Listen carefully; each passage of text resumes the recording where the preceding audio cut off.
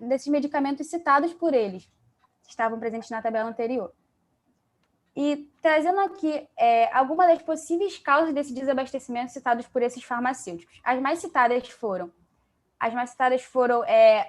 a falta de matéria-prima e também o aumento dos preços, o que mostra que nem sempre essa falta está interligada com a má gestão do hospital, e sim pode estar relacionada... Aqui, ó. Aqui. Desculpa, gente, por favor, o áudio aí, fechem. Por favor, a gente está na apresentação. Volta lá, Ju. Desculpa, pode prosseguir, Juliana, por favor. E essa falta nem sempre está ligada com a má gestão do hospital, ela pode estar relacionada com fatores externos. Aqui também temos algumas estratégias que podem ser tomadas pela farmácia hospitalar que foram citadas por esses farmacêuticos. E as mais citadas foram permuta de medicamento com os outros hospitais e substitutos terapêuticos. Nos Estados Unidos também foi demonstrada tal alternativa, demonstrando a necessidade de estabelecimento de protocolos e linhas terapêuticas para o caso de falta de medicamentos. Na Espanha também destacaram a necessidade de realização mais frequente de inventários de estoque, além da revisão diária dos estoques em excesso. E apenas um hospital participante da pesquisa realizou essa estratégia. Foi investigado se havia retorno de medicamentos da área Covid para a farmácia hospitalar, e 70% afirmou que sim, e sem a adoção das estratégias de peraí. Sai fora, que eu falei com você que eu não queria você mexendo nisso. Por favor, o áudio aí, gente. Por favor, gente, eu vou fechar o som, tá bom? Acho que foi agora. Te peço desculpas, tá bom? Tudo bem. Vai lá, Isabelle. Foi importante destacar esse percentual, porque na Espanha, os fármacos que precisavam retornar à farmácia eram mantidos de quarentena por, no mínimo, 12 dias para evitar a contaminação cruzada, o que foi bem diferente do que aconteceu aqui em alguns hospitais. E ainda com o intuito de minimizar o contágio, o sistema de entrega de prescrição médica passou por alterações, mas apenas 3 hospitais optaram somente pela entrega via computador, que seria a mais ideal. Também foi perguntado e questionado sobre o sistema de dispensação de medicamentos, onde as mais adequadas seriam as doses unitárias, porque evitariam retornos e, consequentemente, a contaminação. Porém, apenas um hospital utilizou esse tipo de distribuição, onde os fármacos seriam separados e identificados pelo nome do paciente, número de leito e horário de administração, diminuindo assim a incidência de erros na administração. Foi perguntado também se havia maletas ou carrinhos de emergência nos hospitais, porque essa estratégia foi muito interessante pelo fato de essa ser uma doença instável que evolui rapidamente, podendo precisar de cuidados imediatos. E foi visto que em todos os hospitais havia essa presença de maletas ou carrinhos. E aqui tem um exemplo de... Cansa para você isso daí, totalmente compreensível. Aqui tem um exemplo de como seriam esses carrinhos ou maletas. Gente, desculpa, só um minuto, eu vou voltar a compartilhar a tela, tá bom? É que eu caí.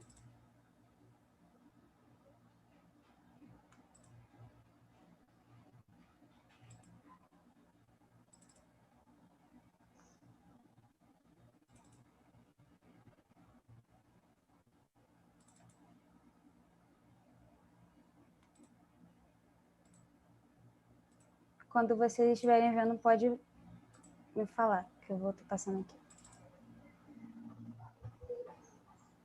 Calma que tudo vai dar certo. Estamos vendo agora, Juliana. Tá? Você pode ir tranquila e tudo mais. Tá? Estamos no tempo ainda. 2 minutinhos. Tentem ser mais sucintos agora, tá bom? Sem interrupções. Desculpa pelos áudios ligados. Tá? Já estão desligados. Vou repetir a parte só para ir junto com os slides. Tá. Como eu falei, né, a questão do retorno de medicamentos foi importante, porque para evitar a contaminação. E o sistema de entrega de prescrição médica passou por alterações para poder justamente evitar a contaminação também. Foi visto que apenas 3 hospitais optaram somente pela entrega via computador, que seria a mais ideal. Questionamos também sobre o sistema de dispensação de medicamentos, onde as mais adequadas seriam as doses unitárias, porque evitaria o retorno e, consequentemente, a contaminação. Porém, apenas um hospital adotou esse tipo de distribuição, onde os medicamentos seriam dispensados de acordo com a prescrição eletrônica, sendo identificados e separados pelo nome do paciente, número de leito e horário de administração, reduzindo assim a incidência de erros. No entanto, todos os hospitais apresentaram carrinhos ou maletas de emergência, porque foi uma estratégia muito interessante, porque essa doença é uma doença muito instável e que evolui rapidamente, podendo precisar de cuidados imediatos. Aqui tem um exemplo de como seriam esses carrinhos. Devido à taxa de interação entre os fármacos utilizados no tratamento da doença, 83,3% dos hospitais informou que ocorreram intervenções farmacêuticas no caso de problemas com a farmacoterapia. Então, a partir dos dados e fatos aqui presentes, é visível que a pandemia da Covid-19 foi uma surpresa para o sistema de saúde e que ninguém estava realmente preparado para lidar com um surto dessa proporção. Então, com base nos dados levantados no questionário e comparando a experiência daqui com a de outros países, nós selecionamos as melhores estratégias e desenvolvemos um plano de diretrizes, onde estão inclusos nesse protocolo melhorias no preparo prévio da equipe, na facilitação da comunicação, no controle de dispensação e também na prevenção de desabastecimentos. Nós enviamos esse questionário e esse protocolo, aos hospitais envolvidos na pesquisa, a fim de aprimorar o sistema de farmácia de cada um e também de compartilhar as informações e conclusões obtidas através do presente estudo. Assim, o nosso projeto foi importante porque pôde evidenciar o papel necessário dos farmacêuticos em meio a emergências mundiais, além de visar também uma facilitação do manejo desse e de outros possíveis surtos futuros. Esse foi o nosso projeto. Obrigada. Vocês estão de parabéns, está perfeito. Agora a gente vai justamente às considerações, né, dos avaliadores. Bianca, Lígia, Maria e Robson Lucas. Vocês, como eu disse no chat, vocês podem escolher a ordem que vocês vão justamente falar. A gente tem 10 minutinhos para isso, tá? Para a gente seguir com os outros trabalhos. Enquanto isso, todos os outros participantes da sala fiquem com o áudio desligado, por favor, porque estava dando interferência nessa primeira fala, tá bom? Olá. Por favor. Boa tarde. Boa tarde, Bianca. Seja bem-vinda à FACT, tá? Um prazer recebê-la. Obrigada, o prazer é meu de participar novamente desse evento, que é muito bem estruturado, e ver alunos do ensino médio com esse grau aí, esse nível de apresentação, né? A Isabela e a Juliana estão de parabéns pelo trabalho que desenvolveram junto com os orientadores idem, né? Um trabalho bem bacana e muito construtivo para os hospitais, que ainda mais a conclusão que vocês fizeram, né? Vocês desenvolveram um planejamento e distribuíram nos principais hospitais. As minhas dúvidas são um pouquinho, né? Na verdade, são 2 perguntinhas que eu vou fazer a vocês, que o trabalho está muito bonitinho, muito estruturado, muito bem estruturado. Né? Vocês tiveram interesse, eu não sei, né, se vocês compararam a rede pública e a rede privada. Né? E eu não sei se haveria algum tipo de interesse de vocês fazerem uma estratificação dos parâmetros que vocês avaliaram em hospitais públicos e privados e fazer essa comparação ao invés de jogar tudo junto num bloco só. Essa é uma pergunta. E eu queria saber qual foi a participação efetiva de vocês, né, no trabalho, o que vocês participaram efetivamente. Mais uma vez, eu agradeço. Boa tarde. Então, sobre a relação que você falou dos hospitais particulares, a nossa pesquisa ela foi focada nos hospitais públicos, porque é onde atende a maioria da população, né? E a gente comparar com dados de hospitais particulares, nem sempre vão vir dados da realidade que a nossa sociedade está vivendo no momento. Então, por isso, a gente focou nos hospitais públicos. Mas eu acredito que, se fizesse uma comparação dos hospitais particulares, também seria muito interessante, poderia trazer surpresas para nós mesmos. E Sim. Sobre isso, que se a Isabelle quiser continuar, se você quiser, eu posso responder outra pergunta, você que sabe. Não, vou continuar, então, falar a segunda pergunta.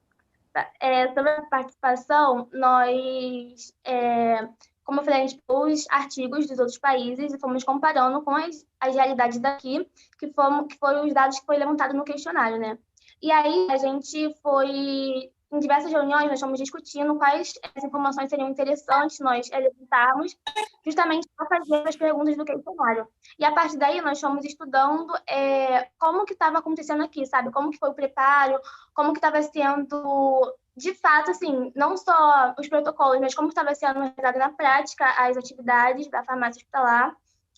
E também a questão dos protocolos, nós juntamos todas as informações e conversamos, e em diversas reuniões nós estamos estudando quais as estratégias que são melhores para a gente compartilhar mesmo, né, com os hospitais. E foi basicamente isso, entendeu? Ok, meninas, Se a gente parabéns. quer falar mais alguma coisa? Obrigada. Galera, perfeito. Agora desculpa, Letícia. Oi, meninas. Boa Seja tarde, parabéns bem-vinda. pelo trabalho, Isabelle e Juliana. Gostei muito também, realmente um trabalho de alto nível. Vocês estão me ouvindo bem? Sim, estamos ouvindo. Sim, Então, eu não sei se vocês sabem, mas eu sou professora da Faculdade de Farmácia da UFRJ. Então, para mim foi muito gratificante estar nessa sala para avaliar vocês. E achei de alto nível realmente o conteúdo da pesquisa, muito pertinente, muito atual. Então, realmente gostaria de parabenizar vocês e os orientadores. E a minha pergunta é o seguinte: vocês pretendem fazer faculdade de farmácia? Vocês estão em qual nível da formação de vocês? Qual o técnico que vocês fazem? Porque eu fiquei realmente curiosa, porque o trabalho que vocês apresentaram poderia ter sido facilmente apresentado no contexto da graduação de farmácia da UFRJ, né, que é uma das melhores do país. Então, realmente, gostei muito, não ficou bem claro tanto os objetivos quanto os resultados, e eu fiquei mais com essa curiosidade mesmo em que estágio da formação vocês estão e se vocês têm interesse, por que vocês escolheram esse tema? Vai começar, Isabelle? Tá, eu vou começar falando. Nós duas estamos no terceiro período do ensino médio técnico no IFRJ. E muito obrigada pelos elogios, a gente fica muito feliz. Quer falar sobre o porquê, Juliana? Sim, posso falar. Na verdade, a gente gosta muito do setor de saúde, a gente se identifica muito com isso. É um meio que a gente gosta de estar e a gente se identificou tanto com o setor de saúde e tanto com o lado do paciente. Por isso que a gente achou tão interessante iniciar esse projeto. E, sim, eu acredito que fazer farmácia é muito incrível e eu pretendo assim, melhorar cada vez mais na área que eu estou. É isso. Parabéns mais uma vez.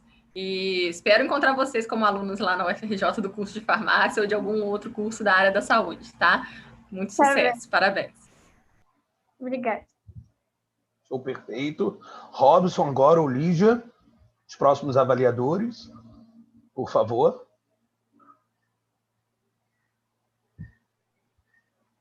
Você está mutado. Oi? Boa tarde. Robson, né? Robson Isso, Robson Lucas. Seja bem-vindo. Beleza? É um boa prazer tarde. recebê-lo. Obrigado. Boa tarde, parabéns a Isabelle, a Juliana pela apresentação, as orientadoras. Realmente um trabalho bem denso, né? Que, como a professora aí falou, a Letícia, quem olha assim pensa que nem é um trabalho de nível médio, né? Dava tranquilo para ser um trabalho, né, de início de graduação, pela densidade das informações. A minha pergunta é mais uma curiosidade, né? Quando o trabalho assim, é bem apresentado, né, e tem resultados bem consistentes, como a gente sabe, a pesquisa ela nunca para em si, né? Sempre tem algo a mais a gente prosseguir. Então, a minha pergunta seria: o que vocês fariam de diferente daqui para frente, né, continuando o projeto, né, mediante os resultados que vocês encontraram? A gente trouxe alternativas, né, de manejo, mas a gente só investigou os hospitais do Rio de Janeiro. O Rio de Janeiro, assim, em comparação ao Brasil, é um território muito pequeno, né? Eu acho que seria muito interessante a gente ter esses dados do país. Eu acho que seria incrível e poderia trazer resultados mais gerais para todas as pessoas, que possam alcançar todas as pessoas. Isabelle, quer falar? Não, acho que o que você falou resume bem, e também é compartilhar as próprias estratégias que a gente desenvolveu, né? Acho que seria interessante divulgar mais para fora do Rio, como você mesmo falou. É isso mesmo. Ok. Obrigado aí. Parabéns pelo trabalho. Obrigada. Então, deixa eu dar uma olhada. Lígia. Outra avaliadora. Acho que ela não se encontra na sala. Então, beleza. Então, vocês estão de parabéns, meninas, tá, Juliana e Isabelle, tá? E aí agora a gente vai dar sequência ao trabalho de número 100, tá? Se chama... deixa eu dar uma olhada. Diferentes tipos de cobertura de solo no cultivo de alface. Os estudantes Cláudio Júnior de Freitas Silva e Gabriela da Costa Silva, a orientadora Rosana Oliveira Gonzaga, e a Escola Centro Familiar de Formação por Alternância, Colégio Estadual Agrícola Rei Alberto I, de Nova Friburgo. É uma honra recebê-los, tá bom? Vocês estão por aí? Boa tarde. Já chegaram, tá? Sejam bem-vindos, tá? Obrigado. É um prazer recebê-los, tá? Vocês vão compartilhar a tela? Sim, vamos. Perfeito. São 10 minutos a apresentação, tá bom? Ok. Podem.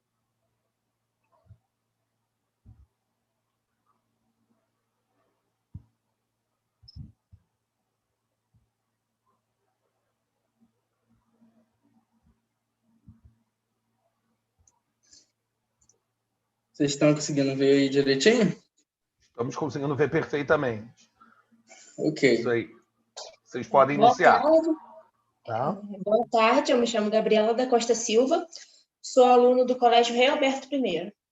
Boa tarde, sou Cláudio Júnior de Freitas Silva, sou aluno do terceiro ano do curso técnico em agropecuária.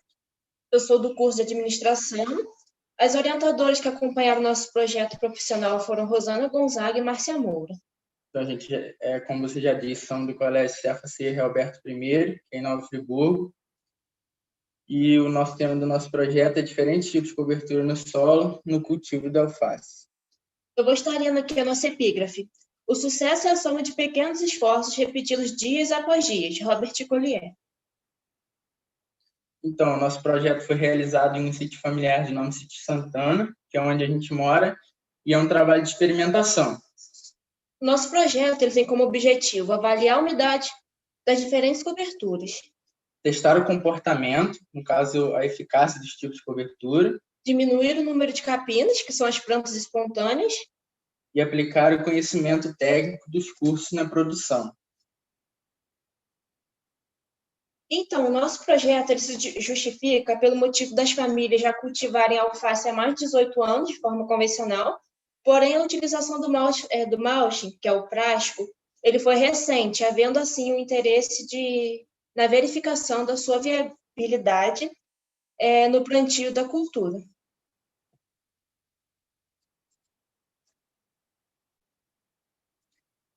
A alface ela tem como nome científico Lactuca sativa. Ela é pertencente à família Asteraceae e ela tem como origem sul da Europa e Ásia Ocidental há 4.500 anos antes de Cristo. A alface chegou no Brasil no século XVI através dos portugueses. Então, a alface ela tem cultivares favoráveis ao clima do inverno quanto do verão. No inverno, onde os dias são mais curtos e amenos, ela tem um crescimento lento e uma produção mais tardia. E na época do verão, onde os dias são mais longos e a temperatura é mais alta, ela tem um crescimento mais rápido e a colheita antecipada, o crescimento da roseta foliar, que é a cabeça da alface. Então, nessa imagem aí, a primeira imagem é o canteiro com a cobertura do capim seco. A segunda é o pó de serragem. Na terceira imagem é o solo nu, que a gente chama de canteiro testemunha. Na quarta imagem é o mulch, que a gente conhece como prástico.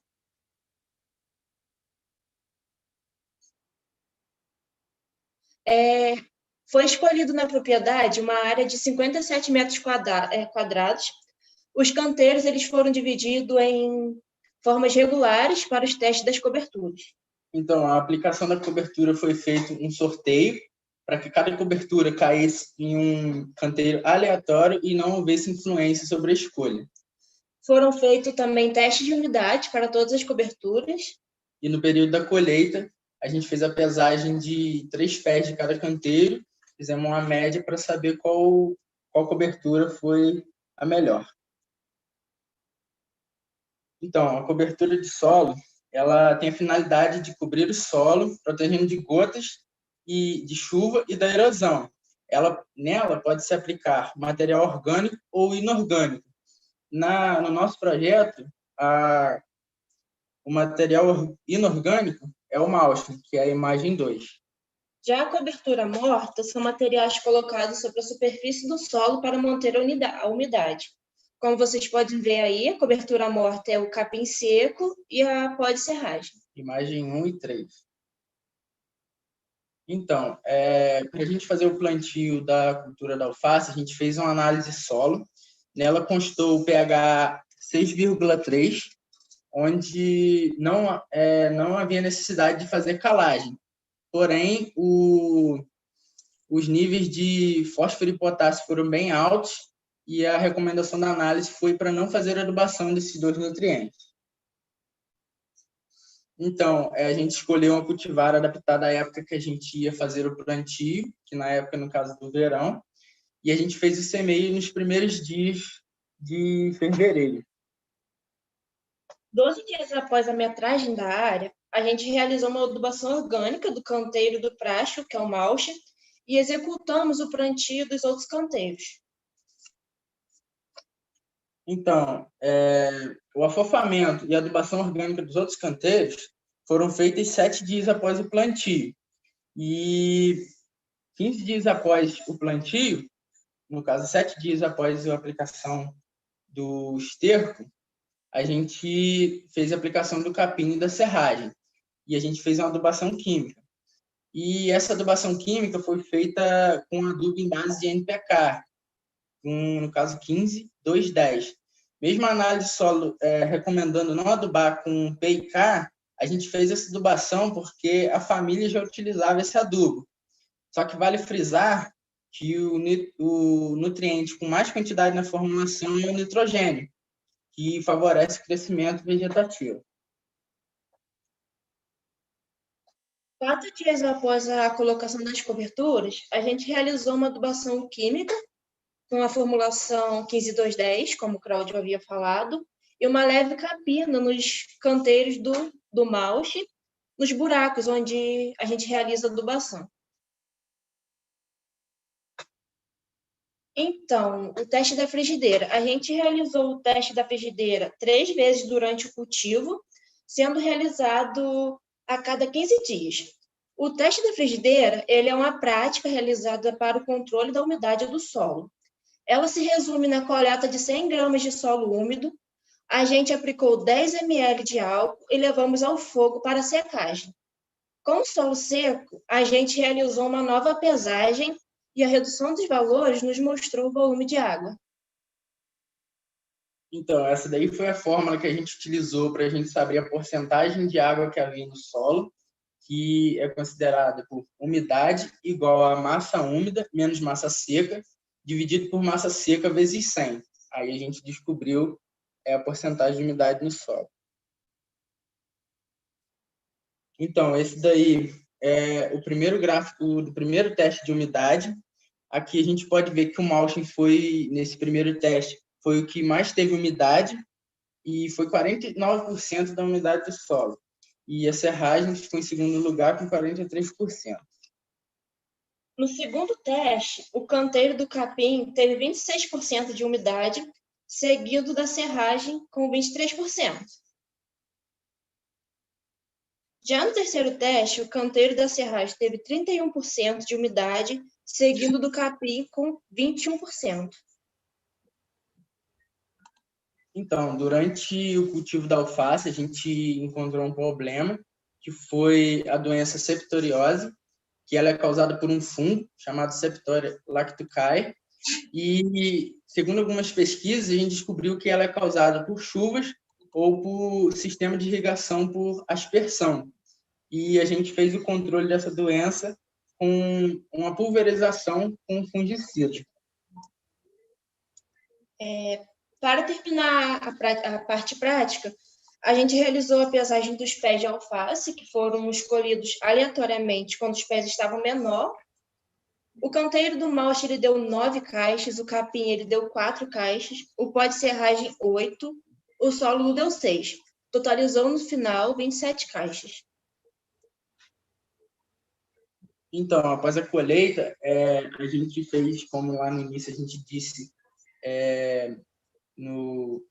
na metodologia, a gente fez a pesagem de 3 pés de cada canteiro.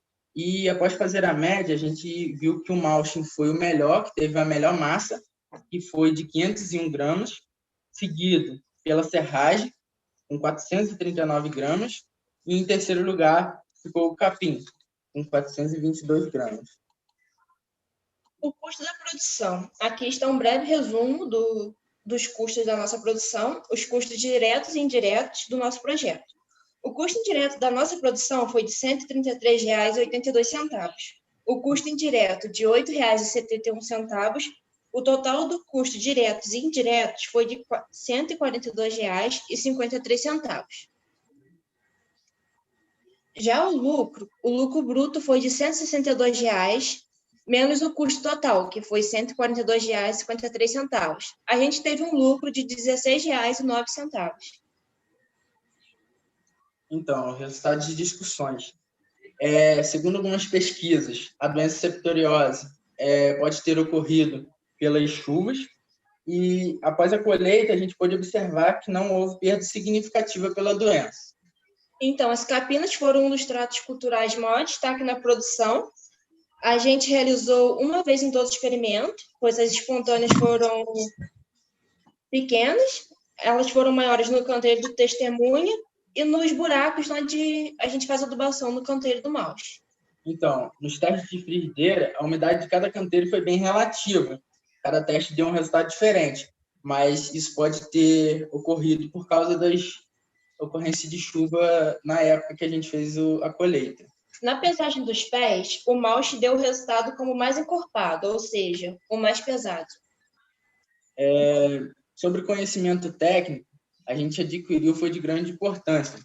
A gente trabalhou de diversas áreas dos cursos técnicos e botamos os aprendizados em prática. Então, ao fim do projeto, a gente pôde concluir que alcançamos todos os objetivos. Podemos afirmar que a serragem foi a melhor cobertura em questão de umidade e produtividade, pois ela tem um bom custo de implantação e baixa mão de obra, tendo também a vantagem da serragem se decompor e fazer matéria orgânica no solo. Então, o Malchin foi o que teve também um ótimo resultado, porém, para uma produção de grande escala, o seu custo é bem elevado. Todavia, ele tem alguns anos de utilização. Tendo os 2 resultados dos experimentos muito parecidos, a serragem tem sua vantagem de ter um bom custo de implantação e também dela se decompor, virar parte da matéria orgânica. E já o Malchin, ele pode causar um impacto ambiental. E também a serragem é uma ótima opção para os produtores da região, porque, como já dissemos, ela tem várias vantagens além do Malchin. Então, a gente quer agradecer primeiramente a Deus por nos permitir aprender para chegar até aqui. Agradecer também aos nossos responsáveis, aos professores e aos orientadores, a toda a equipe do Cefa e a equipe da FECT. Muito obrigada. Eu queria agradecer também, primeiramente, a Deus por ter dado força para a gente conseguir concluir esse projeto. Agradecer a todos os professores, toda a equipe lá do Cefa. Agradecer também, em especial, a Rosana e a Marcinha, que estiveram acompanhando mais de perto o nosso trabalho. Agradecer meus familiares, meus amigos, meu namorado, que sempre esteve dando apoio. E a todos. Obrigado também à equipe da FECT, que permitiu a gente poder estar apresentando nosso trabalho a vocês.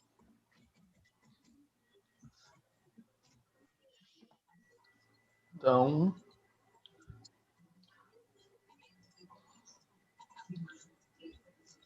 foi lindo o trabalho, tá? Enfim, desculpa falar até, mas agora a gente vai dar a cartinha aí para avaliação, tá bom? Vocês estão de parabéns, meninos. Obrigado. Perfeito. Agora, quem quiser comentar, Robson, Bianca, fiquem, à vontade. 10 minutinhos agora para as avaliações, tá bom? Eu posso começar, Maria Letícia? Por favor. Então, vou dar parabéns inicialmente ao Cláudio e à Gabriela, né? pelo trabalho apresentado, e sempre muito gratificante participar da FACT, porque a qualidade dos trabalhos nunca decepciona. Então, a gente sempre tem ideias legais, né? E resultados muito bacanas. Então, vocês estão muito de parabéns pelo trabalho que vocês fizeram. O que eu achei mais interessante no projeto de vocês foi que realmente vocês pegaram um problema do cotidiano de vocês e utilizaram o conhecimento que vocês estão adquirindo no curso técnico para buscar soluções e aprimorar esse problema, resolver esse problema, né? Buscar soluções para esse problema e utilizar esse problema para aprimorar o conhecimento de vocês também. Então, essa troca é muito interessante, porque traz também um retorno para a sociedade, no caso, para a família de vocês, no caso de vocês. Então, vocês comentaram que a família de vocês trabalha com esse cultivo de alface para fins comerciais, eu entendi certo? Sim. E aí, no caso, a minha principal pergunta, além de eu ter gostado muito e achado uma iniciativa muito legal, vocês aplicarem o conhecimento científico e a ciência para solucionar esse desafio aí da rotina familiar de vocês, se vocês já colocaram em prática esses resultados ou se vocês planejam colocar na próxima leva, né, que vai ser cultivada para comercialização, e como que vocês acham que vocês vão poder contribuir transmitindo esse conhecimento para outras famílias que também trabalham com esse cultivo, se vocês já passaram esses resultados, já relataram, eu imagino que vocês conheçam muita gente, né? A região de vocês é tradicional em produção dessas hortaliças, então comenta para mim um pouco como está sendo esse processo agora, depois dos resultados, para a aplicação disso na prática. Então, nosso primo, na verdade, já aplicou isso em uma das produções, teve um ótimo resultado, e a gente pretende, sim, ela tem um melhor resultado do que o mulch, como a gente já disse, e o mulch ele tem um custo bem elevado na sua aplicação, e a serragem tem várias vantagens. Eu acho que seria uma boa a gente aplicar isso na nossa produção, e traz várias vantagens, não só para a gente que é o produtor, mas também para quem está consumindo, né? Porque o plástico ali contaminando o solo, né? Quem vai estar se alimentando dessa cultura não vai ser tão bom. Isso, achei muito legal esse comentário que vocês fizeram sobre a questão ambiental também, né? Que não é só uma questão econômica de ter o lucro, mas vocês tiveram também essa preocupação. Então, de parabéns, adorei o trabalho, tá? Sucesso para vocês. Obrigado. Isso aí, agora a gente pode dar sequência, Robson ou Bianca. Posso falar? Pode, Bianca, por favor. Bom, queria parabenizar os dois, né, a dupla, um trabalho bem bacana, assim, fico muito feliz, né, de ver o empenho desses alunos, né, no dia a dia, no que eles usam no dia a dia e trazer benefícios sempre para a sociedade, né, e do colégio, dos orientadores de terem também essa visão de nos informar cada vez mais sobre a própria questão do plantio, né, eu nem me apresentei na outra vez, eu sou nutricionista, então, assim, ver o trabalho de vocês muito me deixa feliz, né, com relação aí à produção do alface. E as minhas dúvidas, assim, eu não sei se vocês têm interesse de fazer isso no trabalho, né, de avaliar se essa questão do tipo de cobertura que vocês usam no solo, né, se isso interfere no tempo de plantio do alface, no tempo da colheita, isso aí reduz o tempo de plantio, não reduz, é indiferente. Todos os 3 tipos de cobertura que vocês administram dão o mesmo nascimento lá da alface, o plantio é o mesmo para todos os 3 tipos de cobertura, e se vocês têm interesse de fazer uma análise bromatológica também desse alface, para ver se melhora a composição nutricional do alface em algum parâmetro, né? Eu sei que as hortaliças, ela é uma hortaliça A, né? Então ela tem uma quantidade bem baixa de carboidrato, né? Que a gente fala, mas não sei se esse tipo de cultura também do solo traria algum benefício, né, para a própria folha. Aí em Friburgo eu sei que tem uma faculdade agora de nutrição, não sei se valeria a pena até vocês fazerem uma parceria com a faculdade de nutrição e aí fazer essas análises bromatológicas do próprio produto, né, que eu acho que isso incrementaria o trabalho de vocês, né, e traria uma informação melhor para o consumidor. Né, mas vocês estão de parabéns aí com o trabalho, vocês e os orientadores. Obrigado. sobre o que você estava falando ali, sobre o tempo de colheita ou de nascimento da alface, sobre as diferentes coberturas, não tem nenhuma diferença, porque isso vai estar influenciando mais na parte da umidade do solo, ou se não, do crescimento de espontâneas.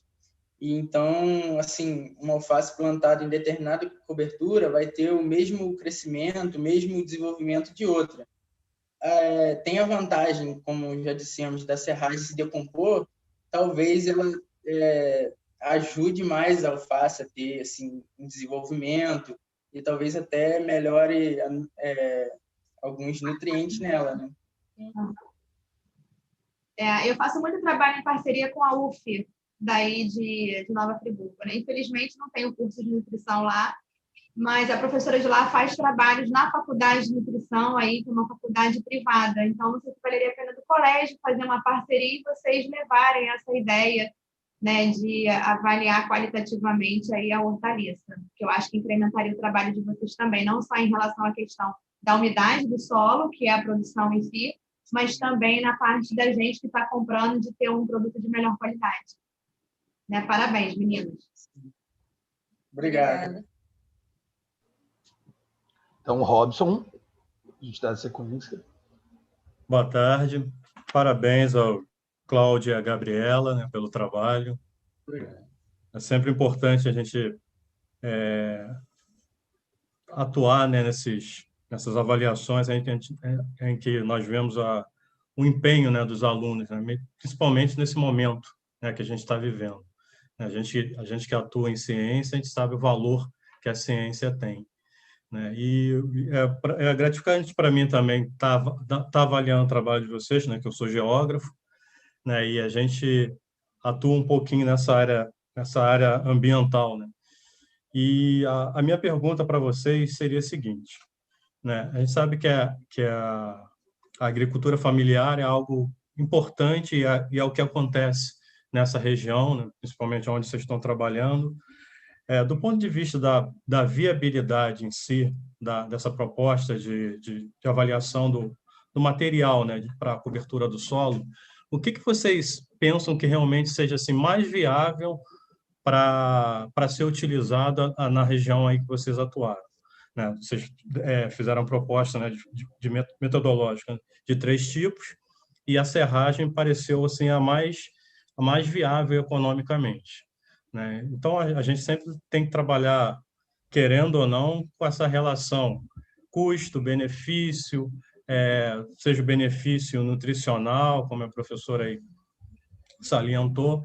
Então, mediante a isso, o que vocês percebem assim, que realmente seria mais viável indicar como tipo de cobertura do solo aí no cultivo de alface? Pode. Então, como a gente já disse, o mulching, para uma produção de maior escala, ele vai ter um custo mais elevado, porque um rolo de mulching é bem caro. E já a serragem, como a gente também já disse, a gente encontra em várias serrarias por aí afora e é bem barato. E também tem uma mão de obra bem baixa. E eu acho que compensa mais. O capim, que é uma outra opção que a gente testou no nosso projeto, ele já não é tão viável, porque ele tem uma mão de obra bem grande, a gente tem que coletar ele, e também não é tão viável assim para a produção, ele não dá tanto resultado. Então, acaba que a serragem ela é a melhor cobertura que a gente encontrou das 3. O mulch, ele é mais caro, mas só que ele dá para uma grande escala, só que a durabilidade dele também dura para uns 2 a 3 anos. Já a serragem, como é uma cobertura morta, cada produção que a gente fosse cultivar, a gente teria que repor essa serragem no solo novamente, porque a cada ano que fosse plantar, a serragem vai se decompor. E já a cobertura do capim seco é difícil de encontrar, porque não é qualquer capim, que é o capim gordura que a gente utilizou. E não é se isso. acha para comprar também. Também não se encontra para comprar. Então é mais difícil. A serragem acaba sendo uma das melhores opções. Ok. Tá. Parabéns aí pelo trabalho, parabéns a vocês, aos orientadores.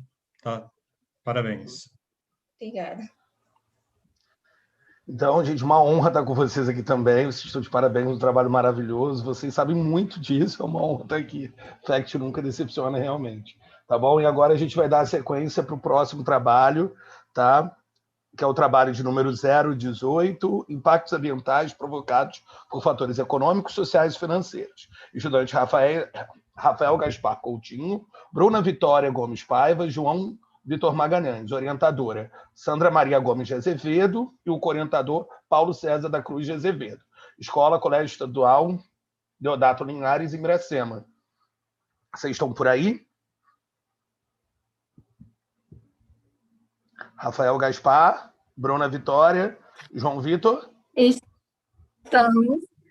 Então, sejam bem-vindos, tá? É com orgulho que recebemos você. Desculpa a todos vocês aqui, tá bom? Estive algumas vezes em Miracema já, tá bom? Adoro o município. Sejam bem-vindos e vocês têm 10 minutos agora para apresentar o trabalho de vocês, tá bom? Boa tarde, meu nome é Rafael Gaspar. Meu nome é Bruna Vitória Gomes Paiva. Nós fazemos parte do programa de pré-iniciação científica na cidade de Miracema, no Colégio Estadual Deodato Linhares. Orientadora Sandra Maria Gomes de Azevedo.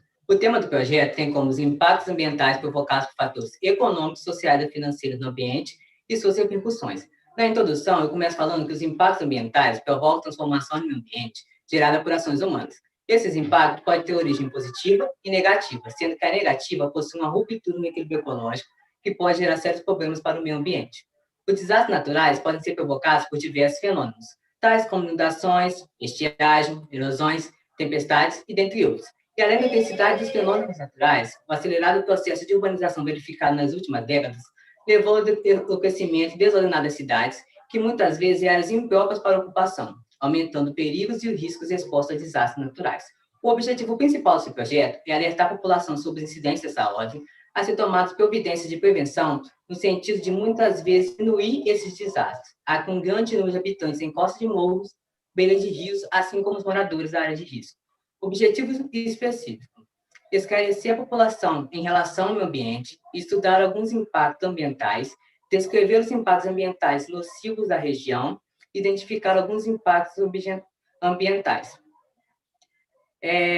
Relevância. O projeto é de grande relevância, pois ele aborda o desastre ambiental que acontece no Brasil, com destaque na necessidade da sensibilização ambiental. A grande maioria do mundo reconhece a emergência e buscar soluções por cada um dos problemas ambientais. Alterações climáticas, perda da biodiversidade e poluição atmosféricas são algumas das questões a serem solucionadas por cada uma das nações. Bom, a metodologia utilizada para o desenvolvimento deste projeto foi pesquisa via web, pesquisa em livros didáticos, pesquisa de campo, onde o Rafael elaborou também um caderno de campo, com todo o processo dele, até chegar em toda a criação do projeto. O caderno de campo é dessa forma, onde ele apresenta o passo a passo da construção da oficina, da maquete, entrevistas e conversas informais, palestras, onde ele participou, aplicação de questionário. E ele também desenvolveu esse caderno de espécies de animais ameaçados de extinção pelo impacto da lama após a tragédia de Mariana. O caderno é assim. E dentro ele mostra 14 espécies que entraram em extinção. No final eu vou mostrar melhor, após o rompimento da barragem Mariana. Ele construiu também uma maquete demonstrativa do rompimento da barragem de Mariana. Construiu essa maquete demonstrativa e interativa, que mostram 4 desastres ambientais. E, no final, ela se torna uma maquete interativa com um jogo de carta, onde é feito perguntas. Ele lê também algumas dicas, né? Sim, causas e consequências. E então, o aluno ele consegue interagir com a maquete, né, enquanto ele está sendo apresentado, Sim. E no final ele pode jogar e entender um pouco mais sobre o assunto, sobre o projeto em si. Conclusão. O trabalho é de grande relevância, pois ele aborda os desastres ambientais do Brasil, com destaque na necessidade da sensibilização ambiental. Então, a gente vai fazer uma apresentação breve da maquete, como ela funciona.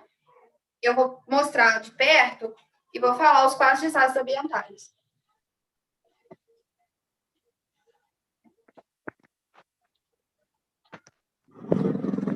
Alô? Como funciona a maquete? A maquete são divididas em 4 partes. Radiação, terremoto, vendavais e enchentes. Então, os participantes são divididos em 2 grupos, time A e time B. Cada participante terá uma chance de responder uma pergunta. E cada carta tem o nome do desastre, a imagem, quais são as causas e as consequências. No total, são 10 rodadas. Então, dessas 10 rodadas, são 4 perguntas. E é basicamente isso. E o time que tiver mais pontuação é o time vencedor.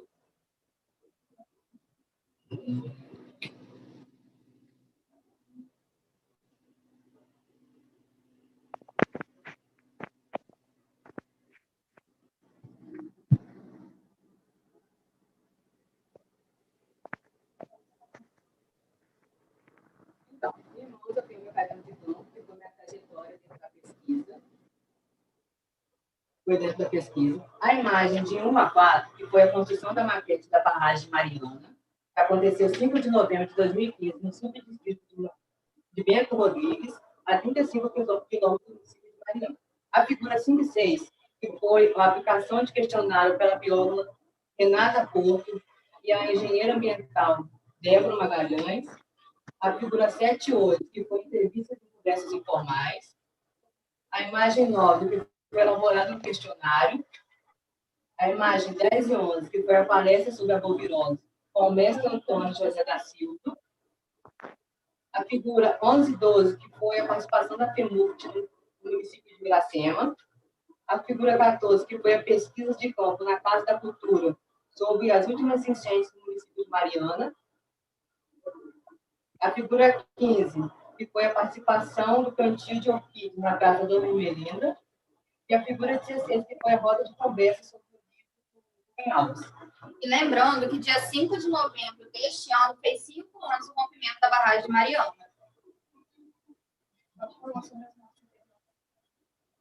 E a barragem aconteceu 5 de novembro de 2015, no subdistrito de Bento Rodrigues, que causou 19 mortes e 360 pessoas feridas. Gostaríamos de agradecer toda a direção da FECT. Gostaríamos também de agradecer ao Colégio Estadual Deodato Linhares, ao programa Jovens Talentos pela oportunidade. E à doutora Sandra Maria Gomes de Azevedo. Muito obrigada.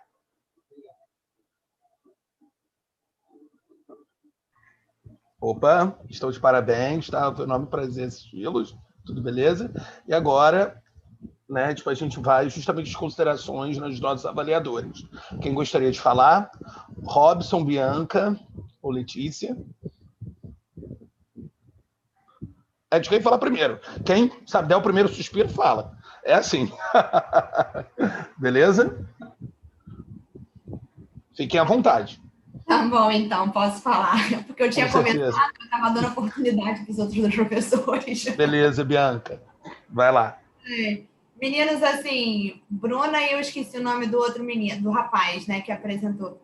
Rafael. Chama Rafael. Rafael, Bianca. Eu me senti... O João também estava por ali. O João, que é o terceiro, né, que estava aí, sabe que não falou nada. Acho que ele pode aparecer aí para falar um pouquinho também. O terceiro, né? Assim, eu me senti presencialmente na FECT, né? Vendo a maquete que vocês organizaram, porque toda a postura de vocês, mostrando o caderno, isso aí me fez lembrar os anos pré-pandemia, né? Porque eu me senti avaliando presencialmente, foi bem legal, bastante inovador aí a forma que vocês colocaram e transformaram, né, uma coisa virtual em presencial, digamos assim. Quero parabenizar pelo trabalho, né? E essa maquete que vocês desenvolveram, né? Ela vai ficar disponível em algum centro cultural, vai ficar no colégio? Onde que vocês vão deixar essa maquete? Porque deu um trabalho construir, é um jogo interativo, que eu pude entender, né? Eu acho que vale a pena vocês deixarem algum, não sei se aí em Miracema tem algum centro vinculado à ciência para ficar exposta para alunos mais jovens, né, terem acesso, entender como é que funciona, entender, né, o que significa o impacto ambiental, né, mediante uma tragédia. Então, acho que isso tem que ser divulgado. Então, vocês pensaram em colocar essa maquete em algum lugar? De início, o programa Jovens Talentos, ele está sempre dando continuidade aos projetos. Então, essa maquete, ela ficará com os jovens talentos que vierem, né, os novos jovens talentos, para que eles possam dar continuidade ao projeto. E o que seria o que falta nesse projeto? O que seria a continuidade, né? Se vocês começassem a fazer esse projeto hoje, né, o que vocês fariam de diferente? O que mudaria? O João pode responder. Faltou a divulgação em outras escolas, porque de início nós fizemos uma palestra estadual Deodato Linhares, marcamos de apresentar em outras escolas, porém, como iniciou, né, a pandemia, a gente não pôde estar fazendo em outras escolas. Então, faltou um pouco a divulgação em outros lugares, que a gente pretendia fazer no Colégio Álvaro Augusto da Fonseca Alonso, colégios municipais, públicos, para que outras pessoas também ficassem sabendo da importância desse projeto e conhecesse também os impactos ambientais de forma lúdica. Sim, foi o que eu pensei também. E agora, para finalizar, né, dar a vez para os outros professores, me dá uma mensagem final do trabalho de vocês. Resumam o trabalho de vocês em uma frase. É difícil. Uma frase.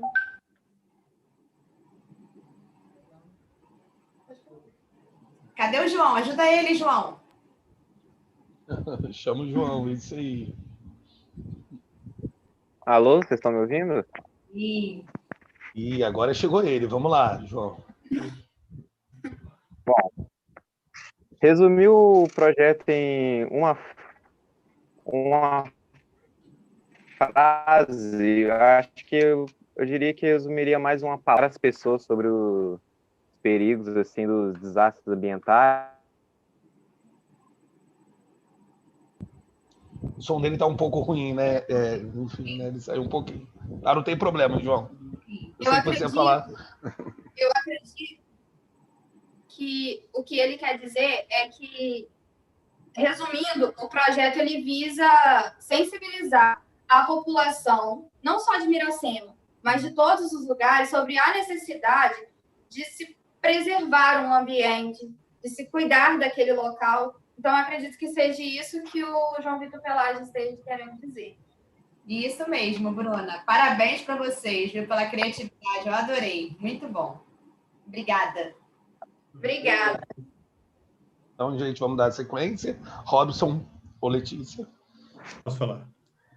Parabéns, né, pelo trabalho. Acho que é sempre importante você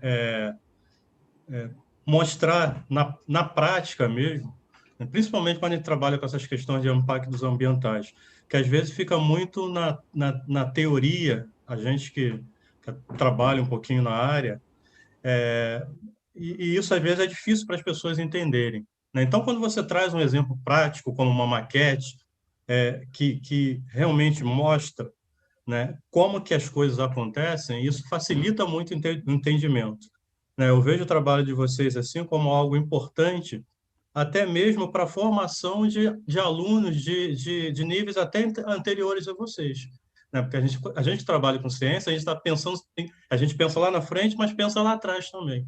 Então, quando vocês puderem expor esse material e ele for visto, né, por alunos dos mais diferentes níveis, né, isso vai ser muito importante, né, para despertar a curiosidade, porque quando você fala impacto ambiental, às vezes parece uma coisa tão distante da realidade das pessoas, que a gente só entende às vezes impacto ambiental quando vê uma tragédia, né? E quando você vê que essas coisas acontecem na prática e elas podem ser exemplificadas como vocês fizeram, acho que isso é super interessante. Então, acho que assim, o trabalho de vocês com essa metodologia, né, de trazer realmente uma maquete, explicando de uma forma lúdica, com o jogo, o que está acontecendo, acho fundamental, né? A minha pergunta seria só, mais ou menos, a título de curiosidade, né? Vocês trouxeram um exemplo de uma localidade que teve esse problema, né? Vocês pretendem, ou tem alguma, ou pensaram, ou poderiam, de repente, sugerir que esse material fosse divulgado na região lá que aconteceu esse evento, seria interessante, né? Porque foi um impacto tremendo naquelas populações e, de repente, levando isso para lá de alguma forma, isso levasse à conscientização da população, né, e das autoridades, né? Acho que talvez isso fosse importante. Então, nós não temos a ideia de início, porém a sugestão é muito boa. Nós não tínhamos pensado nisso. É uma sugestão do projeto.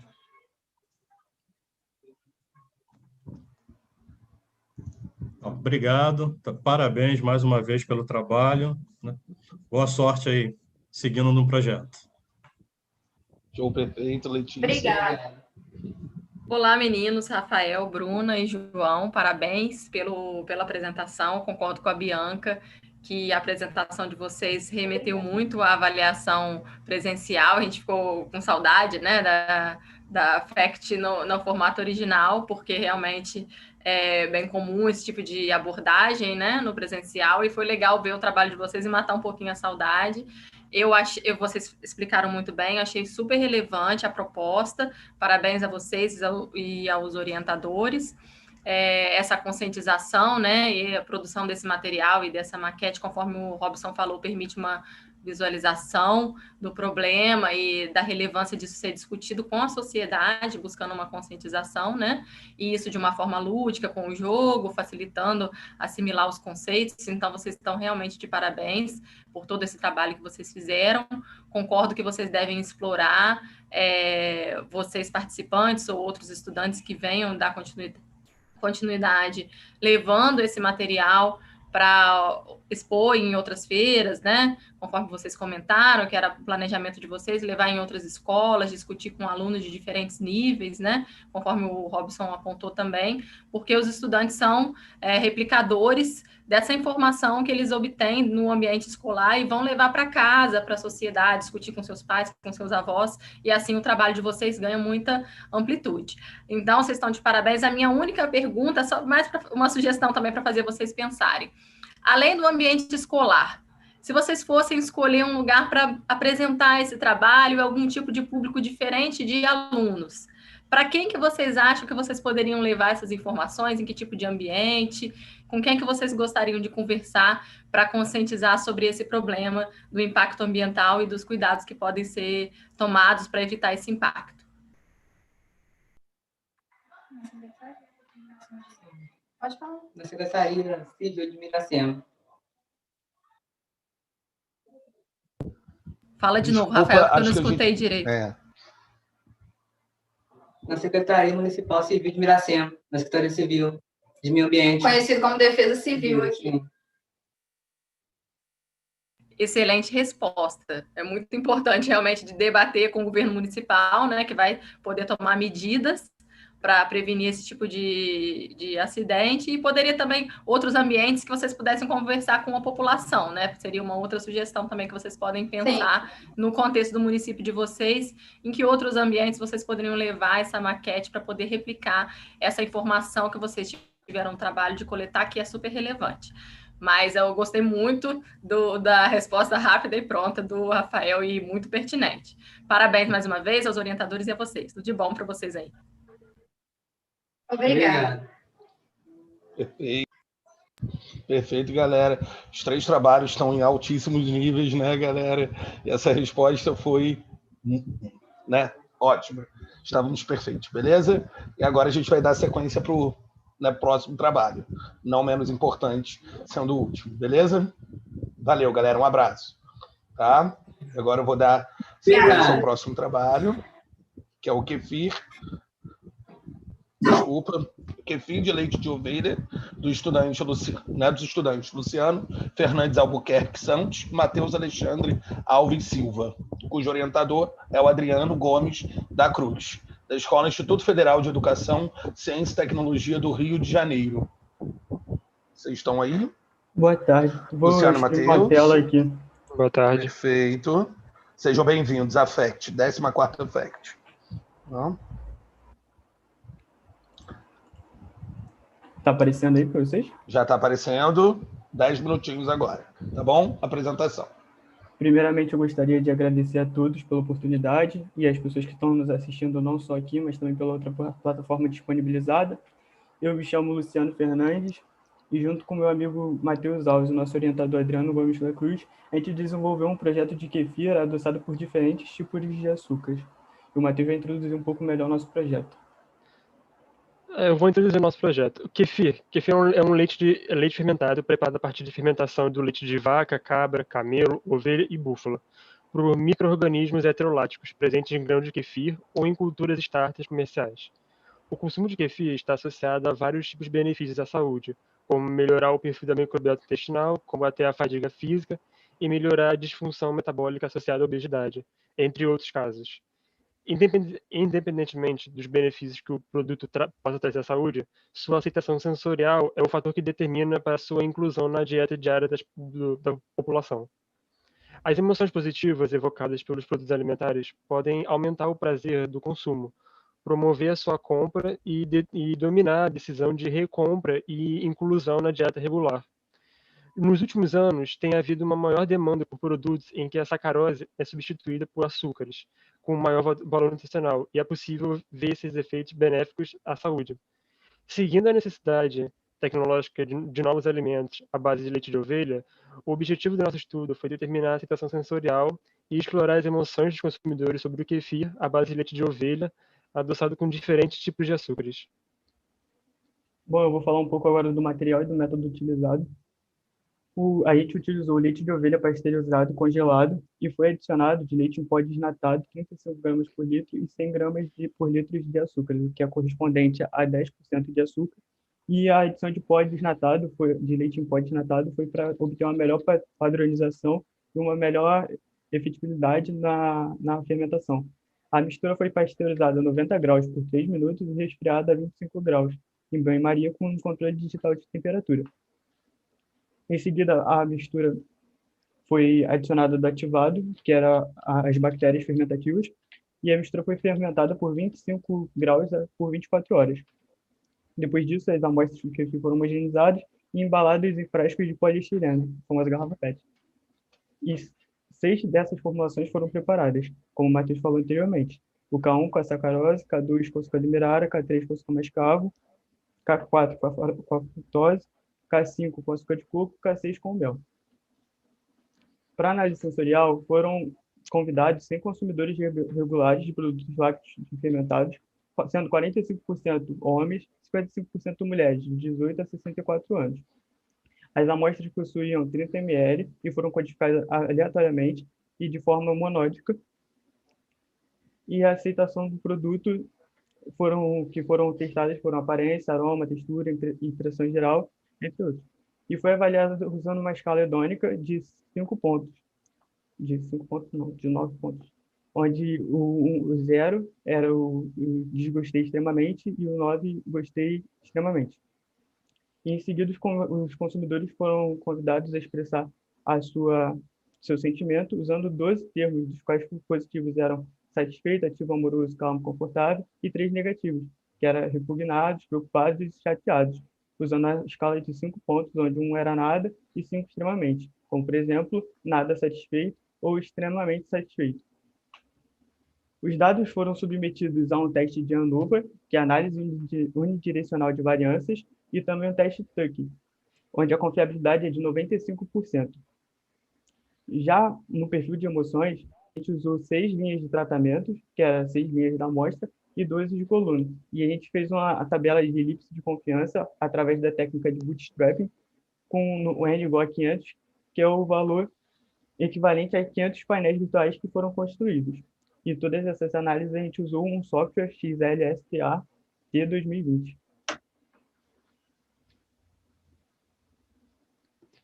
Então, eu vou falar um pouco dos nossos resultados. A gente separou o nosso trabalho em 2 tipos de resultados. O primeiro foi a aceitação sensorial, que os dados da aceitação sensorial são mostrados na figura 1 do nosso slide. Os scores médios de aceitação sensorial das amostras de kefir foram compreendidos entre 5 e 8,5 para aparência, aroma, sabor e textura e impressão geral, indicando que os consumidores eram indiferentes a algumas formulações e gostavam muito de outras. Vou falar agora também um pouco da aceitação sensorial dos próprios açúcares. O uso do açúcar mascavo, o K3, diminuiu a aceitação dos produtos no sabor e textura, como consequência, a diminuição da impressão geral em relação ao produto com sacarose K1. A diminuição do sabor pode estar relacionada à maior acidez dos produtos com a adição do açúcar mascavo, quando comparados ao kefir adotado com sacarose. Já no açúcar de coco, o K5, diminuiu a aceitação da aparência, aroma e sabor, mas não teve grande impacto na impressão geral.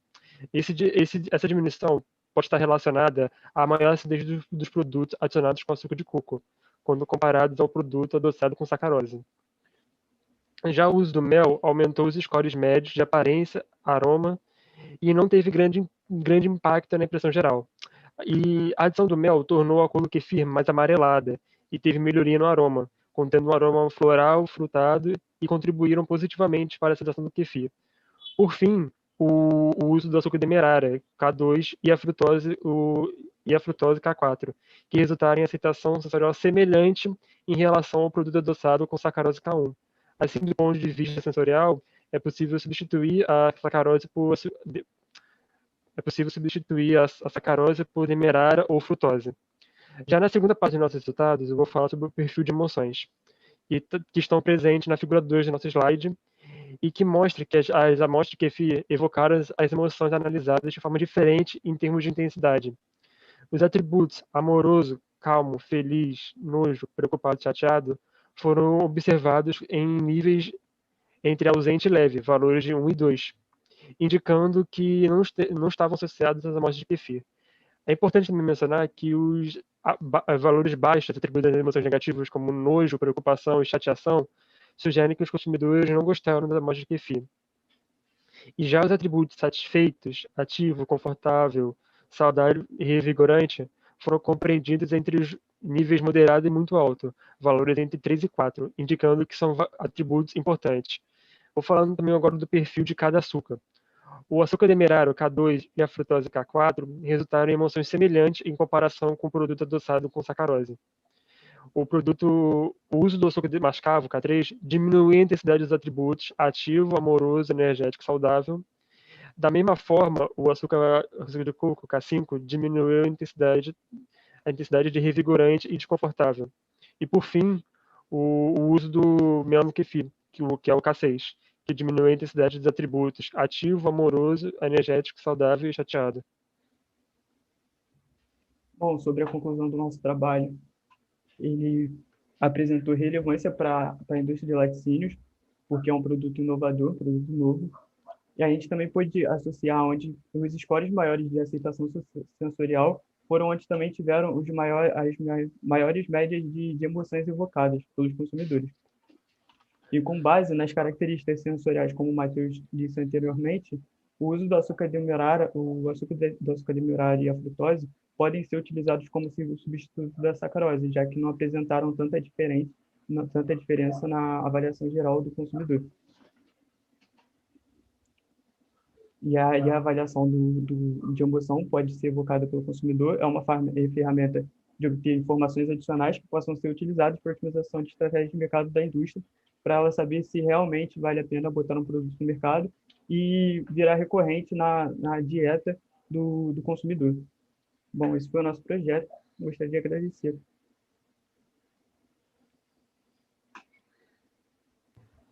Então, gente, perfeito. Vocês estão de parabéns, meninos, beleza? Agora a gente vai justamente às considerações aqui da avaliação, tá?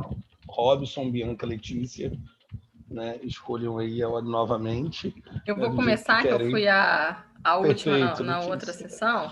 Eu vou falar rapidamente, acho que a Bianca vai ter coisas para perguntar, que ela é da área da nutrição, né? Então, beleza. Mas eu tenho algumas dúvidas. Achei muito interessante o trabalho, também um excelente nível, né? A qualidade técnica, toda a metodologia que vocês construíram para analisar diferentes aspectos dos produtos que vocês geraram, né? A partir desse estudo. Então, vocês estão muito de parabéns. Foi muito interessante para mim ler o trabalho, assistir e avaliar o trabalho de vocês. E a pergunta que eu fiquei assim pensando, duas perguntas, na verdade. Vocês consumiram, gostaram, seguiram consumindo, seguiram produzindo o kefir? Primeira pergunta. E a segunda pergunta que eu faria é o seguinte: vocês falam da relevância desse trabalho para a indústria, né? De laticínios. Como que vocês acham que vocês podem viabilizar, ou vocês já viabilizaram, que a indústria tenha acesso a esses resultados? Vocês têm um parceiro, vocês vão apresentar, vocês vão publicar um artigo que a indústria vai poder consultar? O que vocês estão pretendendo para que esses resultados não fiquem, não terminem em si com o projeto, mas tenham realmente uma aplicação na indústria, possa contribuir para a atuação da indústria de laticínios, conforme vocês mesmos comentam? Bom, particularmente, eu não gostei do sabor, não sou um fã de kefir pelo visto, mas, de acordo com o nosso orientador, a gente está indo em busca de uma patente aí para poder melhorar e liberar artigos também para poder disponibilizar isso para a sociedade em si. Matheus, sua opinião do kefir? Eu também não gostei, igual a opinião do Luciano, também não estou... Tá certo, meninos. De qualquer forma, vocês estão de parabéns, e parabéns pela sinceridade também, né? Porque poderiam ter falado, achei uma delícia, mas foram sinceros na opinião, e isso é importante também na ciência, né? Então, mostra que vocês estão aprendendo direitinho, e o mais importante foi a experiência de aplicar a metodologia científica com todas essas etapas, construir todos esses dados que podem gerar, então, uma patente, que é muito interessante, e a divulgação para o currículo de vocês vai ser muito bacana também. O trabalho é excelente. Parabéns mais uma vez a vocês e aos orientadores. Obrigado. Obrigado. Então, a gente pode dar seguimento. Desculpa, mas eu também não gosto de kefir. Só para falar. Bom, então vou falar, né? A terceira pessoa também que odeia kefir. Eu também não gosto. Acho um gosto acidificado, né? Muito forte, então não é do meu agrado, não. Esse ainda ficou mais ácido do que o normal. A gente chegou a fazer os testes físico-químicos e ficou mais ácido do que o normal. Essa que ia ser minha pergunta, né? Porque eu quero parabenizar vocês, né? Porque pela forma como vocês apresentaram, eu acho que vocês dominam um pouco a questão até da parte técnica do trabalho, então deu para ver que vocês participaram efetivamente. Parabenizar o orientador pela ideia, né? E que com certeza vai trazer benefício também para a população a partir do momento que vocês vão patentear, que era minha outra pergunta, né? Se vocês não teriam interesse de investir em uma patente para poder divulgar, né? E eu fiquei, assim, curiosa de saber, né, assim, em termos de custos, né, desse custo e também a qualidade bromatória. Vocês fizeram análise sensorial, que eu acho de extrema valia para ver a aceitabilidade da população, mas um outro fator também que a gente não pode esquecer é a questão do custo, né? Então, seria viável para todos terem acesso de forma igualitária, ou esse produto teria um valor um pouquinho mais acima, né? E privilegiaria uns em detrimento de outros? Essa é uma questão que eu queria levantar. E a outra questão que eu queria perguntar a vocês é se surgiu assim, a ideia de colocar um adoçante, né? De substituir o açúcar por algum tipo de adoçante que a gente tem aí no mercado, que teoricamente vai substituir também a sacarose. Né? Então, se vocês tiveram também essa ideia de fazer um kefir diet, digamos assim, né? Que seria sem adição nenhuma de açúcar, que o gosto deveria ser maravilhoso, que eu fico até imaginando. Né? Mas é um ponto para se levantar também.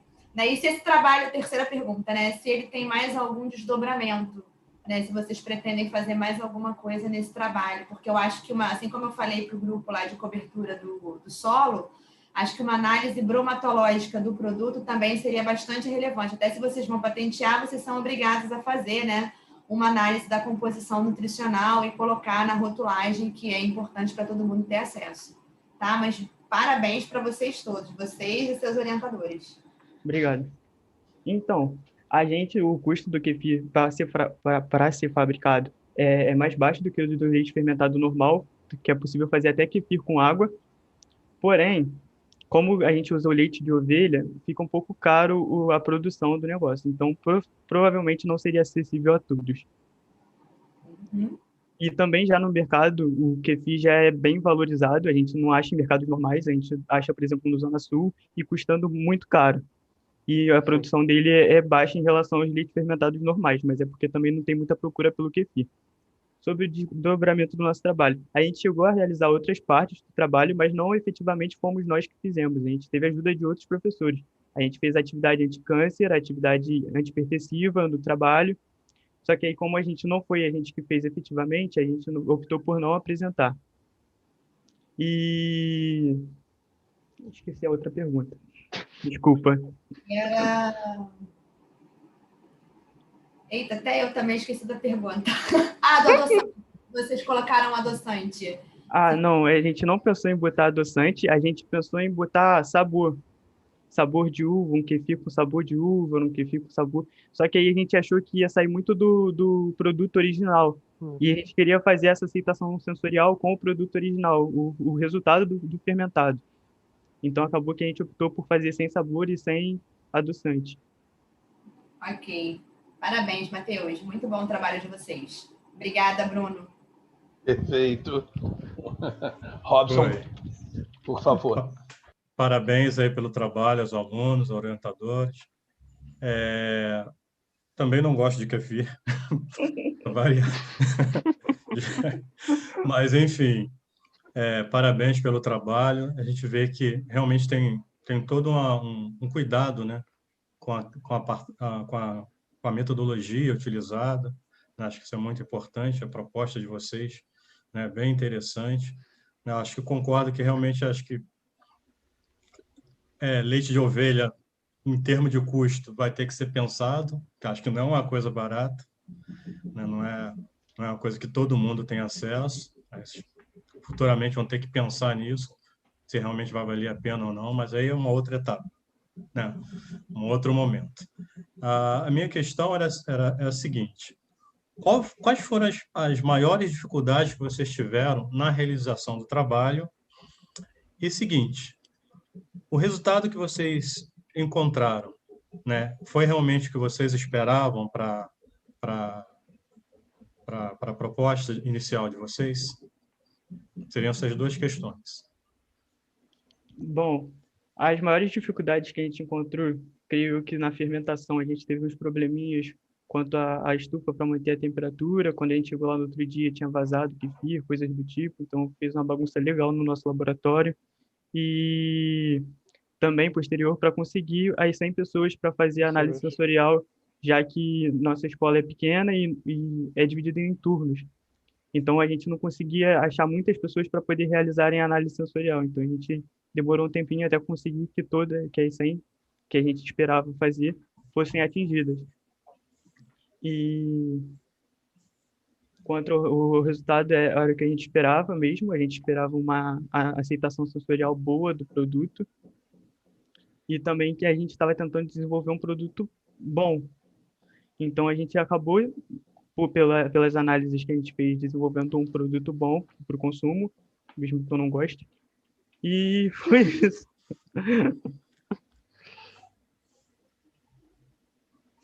Tá ok. Robson, tá.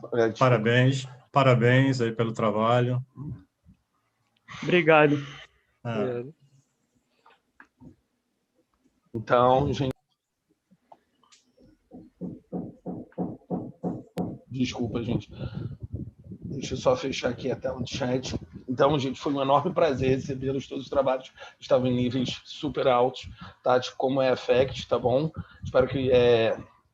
Vou parabenizar aqui, sabe, a todos os orientadores, todos os professores que tiveram, as avaliadores, os avaliadores, a todos que fizeram, todos os alunos, as alunas que fizeram, que fazem disso, que fazem desse processo todo de aprendizagem, de mudar, sabe, o loco onde moram para fazer algum tipo de trabalho científico, né, que de fato, sabe, nesse país é o que vale a pena, né, e é o que vai fazer com que todo mundo, né, que a gente consiga chegar, sabe, em algum lugar. E todos termos justamente a possibilidade de estarmos falando sobre o nosso trabalho, mesmo em tempo de pandemia, que já é uma situação, sabe, bastante complicada, mas, ou seja, de fato, agradeço o tempo de vocês. A 14ª FACT, de fato, agradece o tempo de vocês e foi super esclarecedor em vários conceitos para mim. E, assim, todos os trabalhos são super relevantes, robustos e estão lá em cima, beleza? Muito obrigado pela presença de vocês. Tá bom? Gente, em nome Renata, da você quer falar alguma organização. coisa? Não, só beleza. em nome da organização, eu agradeço a presença dos alunos, dos professores, agradeço a vocês, avaliadores, por mais um ano estarem com a gente. E, Bruno, muito obrigada também pela mediação, por estar disponível para nos ajudar. Nesse momento, um prazer. assim, foi tudo muito novo, né, para todo mundo, né, nesse período, e a gente se adaptou para tentar não deixar morrer, né, para a gente continuar na continuidade, porque, assim, parar, né, não ia ser legal num ano tão difícil quanto esse. Eu acho que isso dá um certo gás para a gente, né. Então, agradeço a todos vocês e é isso, gente. Obrigadão, Beleza? tá? Isso aí. Então é isso, galera. Muito obrigado por estarem na sala agora. Enfim, bom término de semana a todos.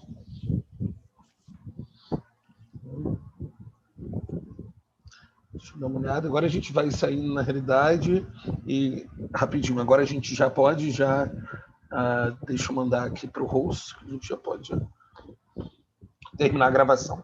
Vou pedir para terminar a gravação antes de fechar a sala, porque foi pedido para mim.